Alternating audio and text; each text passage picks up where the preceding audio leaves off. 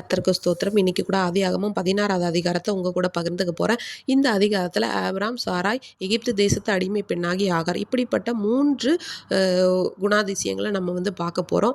இதுல என்ன அப்படின்னு சொல்லி பார்த்தோம்னா, ஆபிரகாமும் சாராய்க்கு பிள்ளை இல்லாததுனால சாராய் என்ன ஒரு திட்டம் பண்றாங்க. அதற்கு ஆபிராம் எப்படி அத ஏற்றுக்கொள்றாங்க. அடுத்து அதன் மூலமா உருவாக்கப்பட்ட சந்ததி. இத பற்றி நம்ம இன்னைக்கு பார்க்கலாம். எனக்கு என்ன தெரிஞ்சதோ அத உங்க கூட நான் பகிர்ந்துக்க போறேன். சாராய் ஆபிராம பார்த்து சொல்றாங்க, "எனக்கு குழந்தை இல்ல. தேவன் என்னோட கர்ப்பத்தை அடைச்சிருக்காங்க.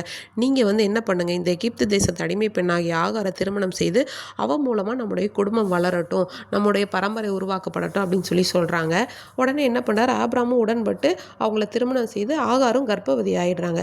இதுல நிறைய பிரசங்கங்கள் என்னோட சிறு வயதிலேயே கேட்கும்போது, சாராய் இப்படி பண்ணியிருக்க கூடாது, அவ தேவ திட்டத்துக்கு விரோதமா பண்ணா பெண்கள் இப்படிதான் முடிவு எடுத்துருவாங்க அப்படியெல்லாம் நிறைய விஷயங்கள் கேள்விப்படும் போது உண்மையாகவே எனக்கு அது ரொம்ப வித்தியாசமா தெரிஞ்சது. ஏன்னா இதுக்கு முந்தின அதிகாரத்தில் பார்த்தோம்னா ஆபிரகாம்கிட்ட தேவன் தெளிவாக பேசுகிறாங்க.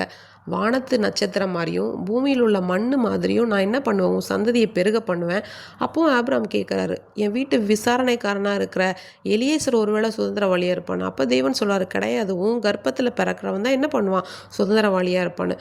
இவ்வளவு காரியங்கள் ஆபிரகாம்கிட்ட பேசினதுக்கப்புறமா ஆபிரகாம் என்ன பண்ணுறாருனா, தேவ சித்தத்துக்கு விரோதமாக செயல்பட்டு அவர் என்ன பண்ணுறாரு, ஆகார திருமணம் செய்ய ஏற்றுக்கொண்டு அவங்களுக்கு கர்ப்பவதியும் ஆகிறாங்க.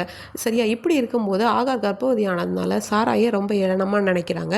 இந்த சாராய்க்கு இந்த ஒரு மன உளைச்சல் தாங்க முடியல, இவன் நம்மளை ரொம்ப ஏளனமாக நினைக்கிறேன்னு சொல்லி ஆபிரகாம் கிட்ட சொல்கிறாங்க. இப்போ ஆபிரகாம் சொல்கிறாங்க, உன் கைக்கு கீழே இருக்கா, உன் பார்வைக்கு எது நல்லதோ நீ அவளுக்கு செய்யின்னு சொல்லும்போது சாராய் அவங்கள ரொம்ப கஷ்டப்படுத்துகிறாங்க ஆகார். அப்போ ஆகார் என்ன பண்ணுறாங்க, ஒரு காட்டை நோக்கி, ஒரு வனாந்தரத்தை நோக்கி ஓடி போகிறாங்க. அந்த இடத்துல என்ன ஆகுதுன்னு பார்த்தீங்கன்னா, தேவனுடைய தூதனானவர் அவங்கள சந்தித்து அவங்க கிட்ட பேசுகிறாங்க.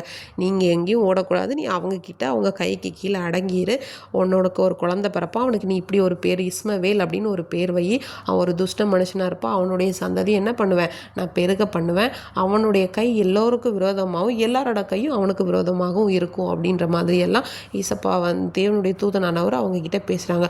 உடனே என்ன ஆகுது, ஆகாருக்கு ஒரு திருப்தி வருது. அவங்க இந்த இடத்துல தேவன் என்னை கண்டார் அப்படின்னு சொல்லிட்டு, நீர் என்னை காண்கிற தேவன் பொருள்படும் விதமாக லஹாய் ரோயி அப்படின்னு சொல்லி பேர் வைக்கிறாங்க அந்த இடத்துல. இதே போல் தான் இன்றைக்கும் நம்ம தேவனுடைய சித்தத்துக்கு விரோதமாக நிறைய காரியங்களை நம்முடைய வாழ்க்கையில் பண்ணிடுறோம். அதாவது இவருக்கு பிடிக்காது, ஏசப்பாக்க பிடிக்காது அப்படின்னு தெரிஞ்சு நம்ம பண்ணிடுறோம். பண்ணதுக்கு அப்புறமா ஏசப்பா இப்படி இவங்க என்ன இப்படி பார்க்குறாங்க, இவங்க இப்படி என்ன பேசுகிறாங்க அப்படின்னு சொல்லி நம்ம அவர்கிட்ட முறையிடுறோம். எனவே தேவ சித்தத்தை அறிந்து அவரோட வழியில் நம்ம நடக்கும்போது கர்த்தர் அதை நமக்கு நன்மையாகவே முடிய பண்ண வல்லவராக இருக்கிறார். அவருடைய வாக்குத்தத்தங்களை விசுவாசித்து அதை நம்முடைய வாழ்க்கையிலும் அபியாசப்படுத்த தெரிந்து கொள்வோம். ஆமீன்.